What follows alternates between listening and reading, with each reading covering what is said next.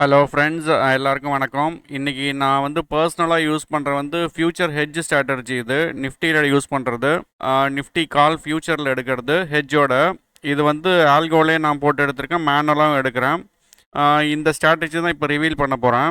Past 6 மந்த்தாக பார்த்தீங்கன்னா இதோட profit வந்து 2,22,000 இருக்கும். இதோட இன்வெஸ்ட்மெண்ட் பார்த்தீங்கன்னா இனிஷியலாக வந்து உங்களுக்கு 60,000 யூஸ் பண்ணோம். அப்புறம் அட்ஜஸ்ட்மெண்ட் இருக்கும். அந்த அட்ஜஸ்ட்மெண்ட் யூஸ் பண்ணும்போது 1,50,000 1,60,000 வரைக்கும் யூஸ் பண்ணோம். எக்ஸ்பிரி அன்னைக்கு எப்பயுமே வந்து ஃப்யூச்சரில் ஆப்ஷனில் நம்ம செல் பண்ணுறோம் அப்படின்னு சொன்னால் அதுக்கு நமக்கு எக்ஸ்ட்ரா கேபிட்டல் தேவைப்படும். ஜென்ரலாக இதுக்கு யூஸ் பண்ணுற கேபிட்டல் வந்து 1,50,000 வச்சுக்கலாம். இதுக்கு 1,50,000க்கு 6 மந்த்தில் இது ஒரு நல்ல ரிட்டர்னு.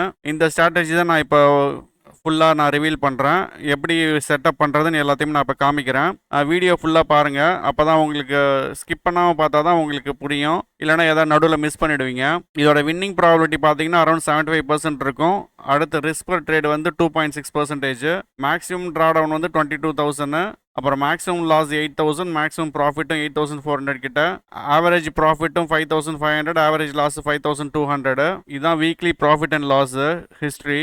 நமக்கு மேக்ஸிமம் லாஸ் இதில் வரும்னா ஒரு ட்ரேடுக்கு வந்து 8,400 வரைக்கும் மேக்ஸிமம் லாஸ் போகும். அதே மாதிரி ப்ராஃபிட்டும் பார்த்தீங்கன்னா அதே 8,400 வரைக்கும் போகும்.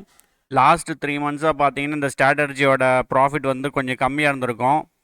ஏன்னா வந்து இது வந்து கால் சைடுக்கான ஸ்ட்ராட்டஜி. இது லாஸ்ட் 3 மந்த்ஸாக பார்த்தீங்கன்னாலும் மார்க்கெட் வந்து டவுன் ட்ரெண்டில் தான் இருக்குது. அதனால் அதிகமாக ட்ரிகரும் ஆகலை.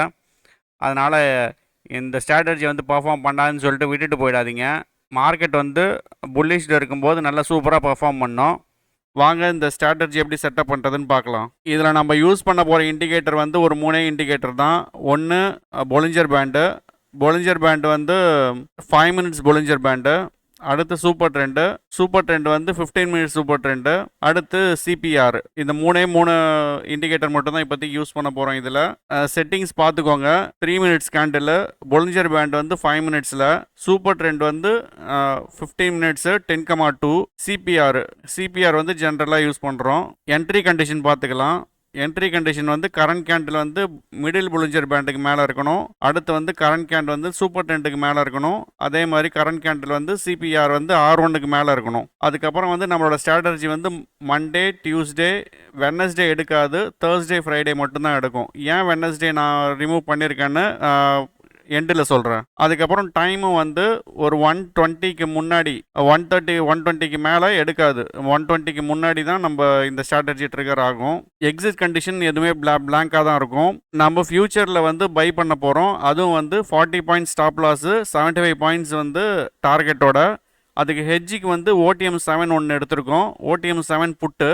நம்ம ஃபியூச்சர் பை பண்ணும்போது ஒரு புட்டு ஒன்று பை பண்ணிப்போம் ஹெட்ஜுக்காக.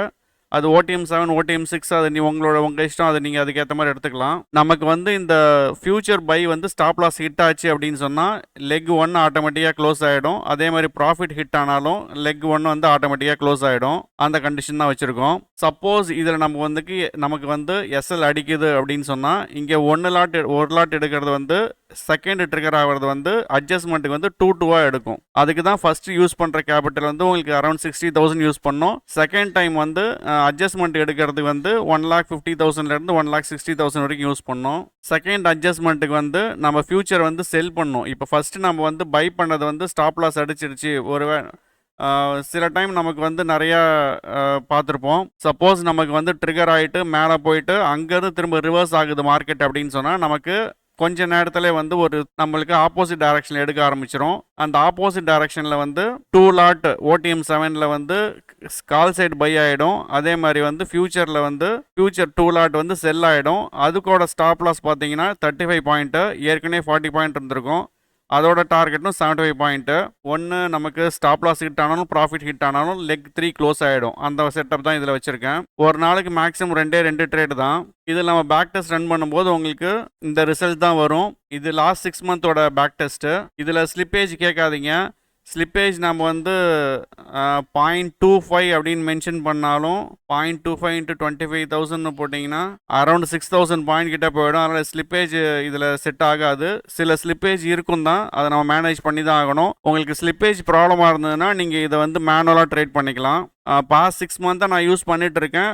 ப்ராஃபிட்டபுளாக தான் இருக்குது. நீங்கள் வந்து நம்ம ட்ரா டவுன் வந்து ஒரு 22,000 நம்ம எக்ஸ்ட்ரா வச்சுருக்கணும். நம்மளோட வின்னிங் ப்ராபபிலிட்டி இதில் ஜாஸ்தியாக இருக்கிறதால நமக்கு மேக்ஸிமம் லாஸ் அடித்தாலும் ப்ராபபிலிட்டி வந்து நமக்கு ஜாஸ்தி. அதனால் நம்ம ப்ராஃபிட்டபுளாக தான் இருப்போம். வெட்னஸ்டே நான் ஏன் ரிமூவ் பண்ணியிருந்தேன் அப்படின்னா, எல்லா எக்ஸ்பைரிக்கு முன்னாடினாலும் நமக்கு வந்து ஸ்டாப் லாஸ் வந்து அதிகமாக தான் அடிக்குது. அதனால் நான் வெட்னஸ்டே மட்டும் ரிமூவ் பண்ணியிருந்தேன். உங்களுக்கு வெட்னஸ்டேவும் ரன் பண்ணணும் அப்படின்னாலும் ரன் பண்ணிக்கலாம், ஒன்றும் பிரச்சனை இல்லை. ஆனால் வந்து எக்ஸ்பைரிக்கு முன்னாடி நாள் நமக்கு வந்து ஸ்டாப் லாஸ் அடிக்கிறது வந்து ஈஸியாக அடிச்சிடுது. அதனால் நான் வந்து வெட்னஸ்டே மட்டும் ரிமூவ் பண்ணி வச்சுருந்தேன். இந்த ஸ்ட்ராட்டஜி உங்களுக்கு பிடிச்சிருக்கு, இல்லை வேறு ஏதாவது ஸ்ட்ராட்டஜி உங்களுக்கு வேணும் அப்படின்னா நம்மளோட சேனலை கண்டிப்பாக ஃபாலோ பண்ணிக்கோங்க, சப்ஸ்கிரைப் பண்ணிக்கோங்க. நம்ம சேனலை ஃபாலோ பண்ணுங்கள். இந்த மாதிரி அடுத்து சில ஸ்ட்ராட்டஜி நானும் ரிவீல் பண்ணுறதா இருக்கேன். மறக்காமல் ஒரு லைக் போட்டுருங்க. ஆல்கோ ட்ரேடிங் பண்ணுற உங்கள் ஃப்ரெண்ட்ஸுக்கு ஷேர் பண்ணுங்கள். தேங்க்யூ.